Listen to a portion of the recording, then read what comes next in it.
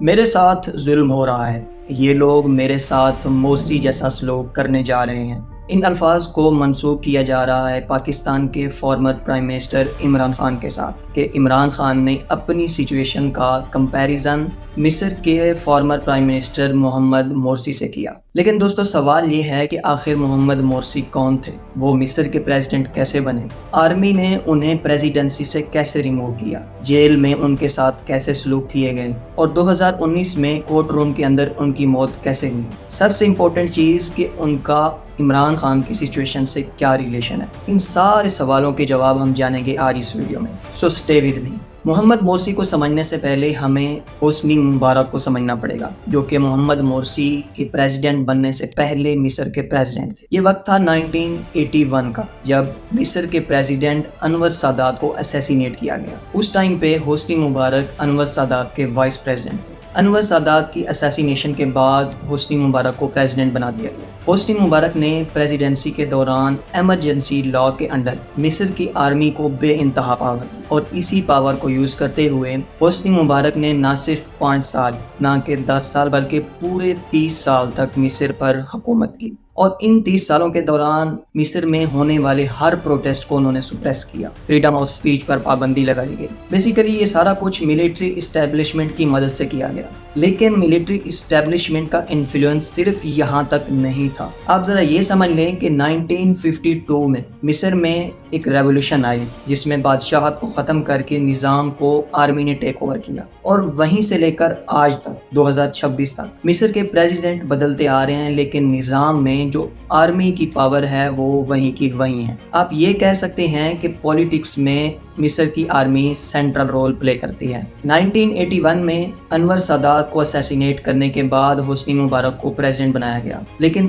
Interesting بات یہ ہے کہ حسنی مبارک بھی مصر کی ایئر فورس کے ایک سینئر آفیسر تھے، جو 1972 میں ایئر فورس کے کمانڈر بنے، 1975 میں انور سادات کے وائس پریزیڈنٹ، اور 1981 میں مصر کے پریزیڈنٹ بن گئے۔ بیسیکلی حسنی مبارک کے اس دورانیے کو ہم ڈیموکریسی نہیں کہہ سکتے، ہم اسے ایک اتھارٹیرین اسٹیٹ کہہ سکتے ہیں۔ لیکن سن 2011 میں اس اتھارٹیرین اسٹیٹ کا خاتمہ ہو گیا، جب حسنی مبارک نے ریزائن کیا۔ پورے 30 سال کے دوران مختلف طرح کے پروٹیسٹ ہوتے رہے، اور یہ پروٹیسٹ سن 2011 میں مزید شدت اختیار کر گئے، جب ہزاروں کی تعداد میں لوگ سڑکوں پر نکل آئے، کیونکہ نہ جسٹس تھا، نہ اکانومی اسٹرانگ تھی، نہ ہی لوگوں کو ان کے حقوق مل رہے تھے۔ اس شدت کو دیکھ کر 11 فروری 2011 کو حسنی مبارک نے ریزائن کر دیا۔ اب آپ کو سن کر حیرانی ہوگی کہ ریزگنیشن کرتے ہی پاور کسی سویلین کو نہیں دی گئی، بلکہ پاور کو supreme council of the armed forces نے اپنے پاس رکھا ٹیمپریری طور پر، اور اگلے 1 سال تک مصر پر حکومت کی۔ لیکن سن 2012 میں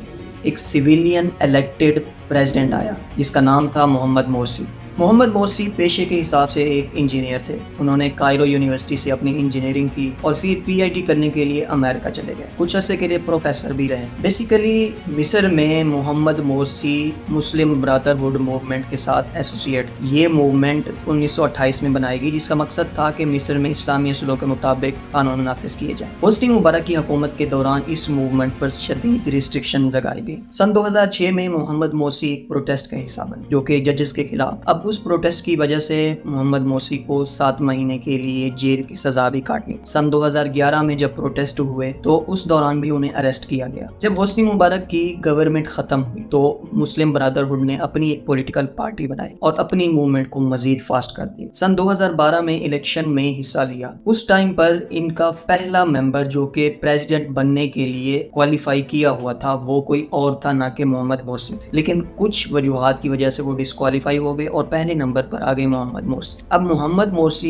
2012 میں الیکشن جیت اور مصر کے نئے الیکٹڈ پریزیڈنٹ بن گئے، جو کہ پہلی مرتبہ فری الیکشنز کی وجہ سے آئے تھے۔ پریزیڈنٹ بننا ایک اور چیز ہے اور ملک کو کنٹرول کرنا ایک اور چیز ہے۔ مورسی نے ایکسپیرینس کیا کہ مصر ملٹری، جوڈیشری، بیوروکریسی اور اولڈ انسٹیٹیوشن کے انفلوئنس کے انڈر ہے، اکانومی ویک ہے، رول آف جسٹس کمزور ہے، اور محمد مورسی کی اپنی پارٹی بھی مسٹیک سے فری نہیں تھی۔ لیکن اس سارے معاملات کے دوران مورسی نے ایگزسٹ करने की पूरी कोशिश की। उसने 2012 में एक रूल पास किया कि कॉन्स्टिट्यूशनल डिसीजन को जुडिशरी से प्रोटेक्ट किया जाए। इस रूल के पास होते ही अपोजिशन ने एक नारा लगाया कि ये एक अथॉरिटेरियन स्टेट है, यानी कि डिक्टेटरशिप है। इसी नारे के पीछे लोगों ने अपोजिशन का साथ दिया और मोहम्मद मोर्सी के खिलाफ प्रोटेस्ट होने लगे। 30 जून 2013 को एक मैसिव प्रोटेस्ट हुआ और इसकी वजह से 3 जुलाई 2013 को मिस्र के आर्मी चीफ अब्दुल फताह अल सीसी ने मोहम्मद मोर्सी को गवर्नमेंट से रिमूव कर दिया और एडली मंसूर नामी एक शख्स को प्रेसिडेंट बना दिया। 2015 में मोहम्मद मोर्सी को कोर्ट ने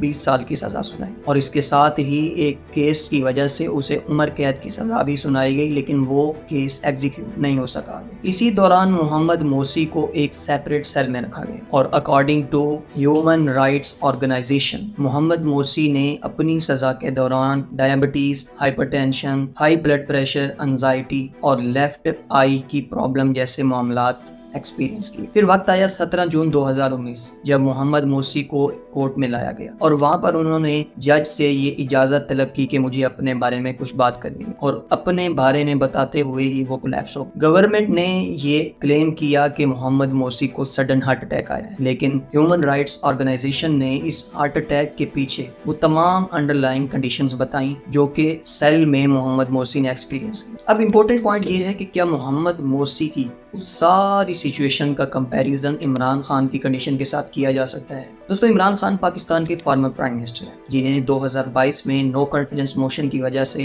हुकूमत से रिमूव किया गया और 2023 में उन्हें जेल में बंद किया गया कुछ केसेस की वजह से। अगस्त 2018 में सुप्रीम कोर्ट ऑफ पाकिस्तान ने यह ऑर्डर जारी किया कि इमरान खान की सेहत के मसाइल शिद्दत अख्तियार कर गए, जिनमें उन्हें शदीद ब्लड प्रेशर और एंजाइटी जैसे मामलात एक्सपीरियंस करने पड़ रहे हैं और उन्हें फौरी तौर पर शिफा हॉस्पिटल मुंतकिल किया गया। लेकिन हुकूमत ने उन्हें शिफा की बजाय पिम्स हॉस्पिटल मुंतकिल किया और दूसरे दिन सुबह सुबह उन्हें वापस जेल लाया गया और ये क्लेम किया कि अगर शिफा हॉस्पिटल ले जाते तो सिक्योरिटी खदशात संगीन। लेकिन पीटीआई सपोर्टर्स और इमरान खान की फैमिली के मुताबिक हुकूमत ने सुप्रीम कोर्ट के ऑर्डर की खिलाफ वर्जी की है और उन्होंने इसके खिलाफ एक पिटीशन भी दायर कर दी। अब मैं यहाँ पर ये क्लेम नहीं करूँगा कि इमरान खान का case same to same Mohammad Morse जैसा बनता जा रहा है, बल्कि मैं इतना कहना चाहूँगा कि वो एक हिस्ट्री है जो वार्न करती है। अगर करंट सिचुएशन को कंट्रोल ना किया गया तो रिजल्ट्स बिल्कुल हिस्ट्री जैसे निकल सकते हैं। Subscribe for more.